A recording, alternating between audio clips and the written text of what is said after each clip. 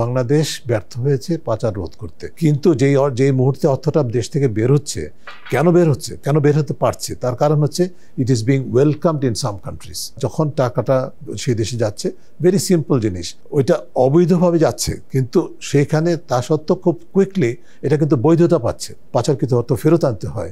আমাদের আদালতে এটা প্রমাণ হতে হবে যে এটা আমাদের দেশ থেকে অর্থ ওই দেশে গেছে, সে দেশের আদালতে প্রমাণ করতে হবে যেটা অবৈধভাবে এসছে প্রথম, এবং সেটা বাংলাদেশ থেকে আসছে, এবং সেটা যেটা এসছে সেটার উপরে ভিত্তি করে যে ইনভেস্টমেন্টটা আছে সেটা অবৈধ, কাজে এটাকে ফ্রিজ করতে হবে এবং সেটা কনফিসকেট করতে হবে। এবং কনফিসকেট করা, ফ্রিজ করা যে পর্যায়গুলো, সেগুলো শেষ করে আবার ফেরত আনার জন্য যে পর্যায়টা, সেটা পুরো বিষয়টা অত্যন্ত জটিল এবং দীর্ঘ একটা প্রক্রিয়ার বিষয়।